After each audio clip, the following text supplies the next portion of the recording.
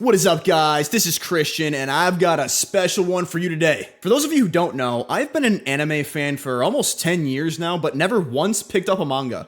Until now. And the one manga that keeps getting brought up in conversations and with people that I ask is none other than Berserk. So I picked up volume 1 of the deluxe edition, which includes volumes 1 through 3. I know, it's kind of confusing, but essentially, volume 1 deluxe edition includes volumes 1 through 3 of Berserk. But yeah, I read through all of them in a span of 3 days. And I want to give you my honest thoughts, since it's my first manga ever. I want to give you everything that I'm experiencing, and boy, do I have a lot I want to talk about. So let's get into this. I knew going into Berserk that it was going to be a medieval, dark, adult fantasy, which initially gave me the impression that it wasn't gonna pull any punches. And boy, was that the case. As a Christian, there were scenes in there that were incredibly disturbing. For those who have read the first 3 volumes, you probably know what I'm talking about. But all this being said, I am deeply fascinated by this world and its characters. I gotta give respect to the late Kentaro Miura. He created some captivating characters in a captivating world with an incredibly interesting story. So far. There's something about a story that doesn't pull punches that is extremely refreshing to me. In a world where most media is sanitized and quote-unquote safe, it's nice to have something that I guess just isn't afraid to tell the story it wants to tell. And stories like this just hit different. Now, I'm gonna try not to spoil too much, but I do have to put the spoiler alert disclaimer right here in the video. We're probably gonna get to some spoilers that aren't gonna be avoided. So, now you know. Also, I'd love to hear what you guys think in the comments too about this manga. Just make sure you don't spoil me on future volumes. Then we can be friends. All right, I guess we'll start with the relationship between Guts and Puck, if you want to call it a relationship. It's very dicey the whole way through, but having Puck alongside Guts, I think is actually brilliant, in my opinion. Guts is a very dark, distant character, and Puck is more of like a playful comic relief type character. And she does a great job at mellowing Guts out. Puck seems very drawn to Guts for some reason. I don't know if it's because he saved her life, or maybe she sees something more in Guts or something. I don't know. I'm just speculating at this point.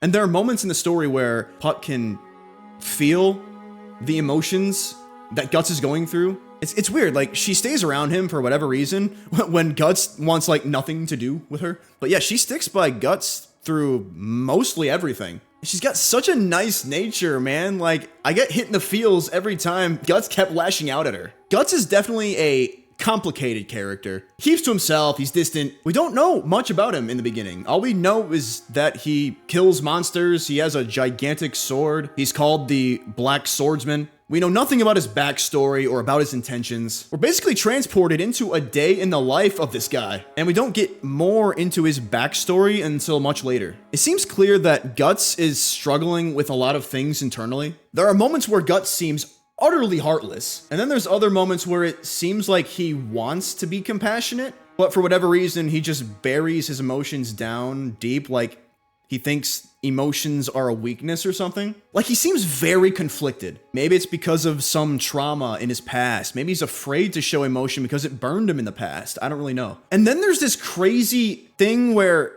Guts starts hallucinating and sees this morbid thing crawling towards him. And you never really see Guts get that, like, afraid or scared. But every time he sees that thing, like, he looks shook. Like, what the hell is that thing? What's it to him? Just wanted to bring that up because I thought it was interesting. There are moments where we see Guts have a very strong disdain for weaklings. Almost like it angers him. I wonder if that's because of the way he was brought up. And as you see later, his upbringing is kind of rough. He gets beat to shit.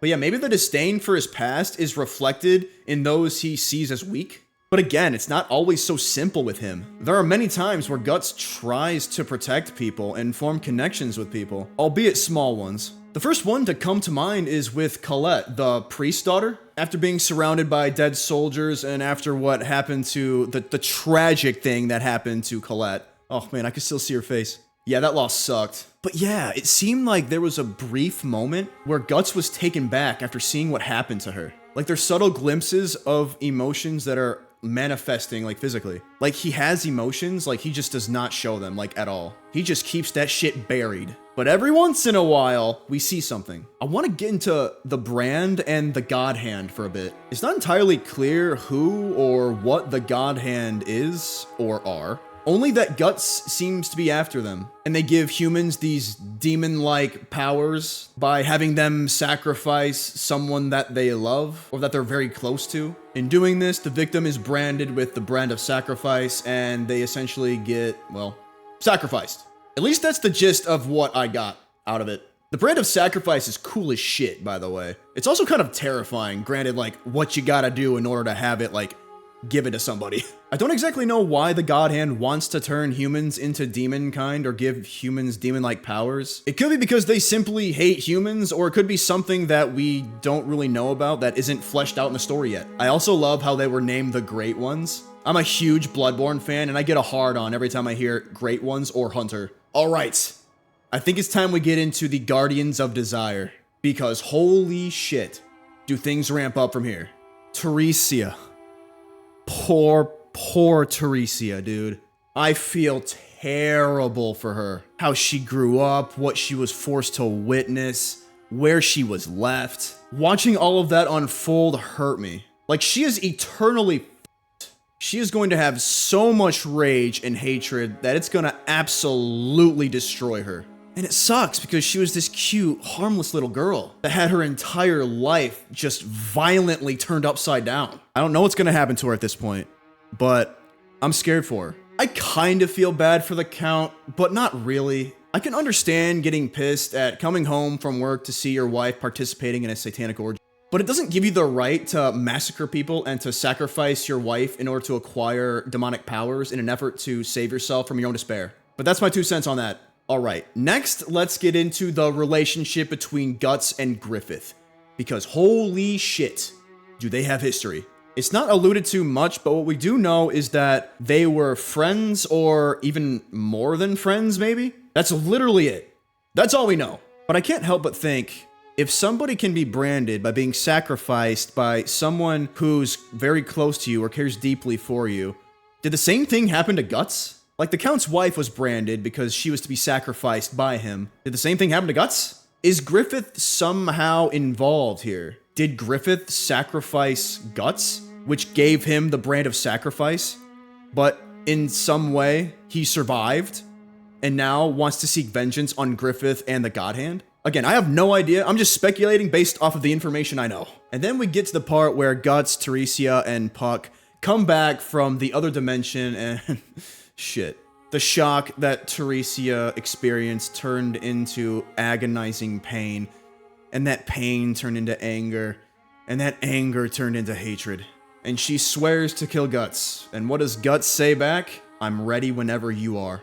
And then he walks away. But then Puck notices Guts is crying. This is the most emotional that we have seen Guts up to this point. Why was he crying? Between seeing Griffith again, seeing everything that happened to Teresia firsthand, everything she went through, or something else related, or something else entirely, something got to him. And maybe he's not as cold and emotionless as I once thought. I just love how complex he is as a character, man. Like, he's all over the place. And I'm sure we're gonna get more context soon. We finish off with Guts and his upbringing, and yeah, it's pretty bad. Very morbid and tragic. Like, the way he was found was freaking nuts. At least he had a mother for 2 seconds. Gambino was a hard ass, but he warmed up to Guts a little bit when he got older. We got to see how he learned to use that gigantic sword and how he got his ruthless mentality. But that's basically it for volumes 1 through 3. I am captivated by this manga so far, and I can't wait to continue it. Let me know if you guys want my thoughts on future volumes. I'm gonna read them anyway, so let me know. And thank you all for watching. Like and subscribe and click that notification bell to get notified on my next uploads. Let me know in the comments what you guys think. And until next time, this is Kristian signing out. I'll see you in the next one. Peace and God bless.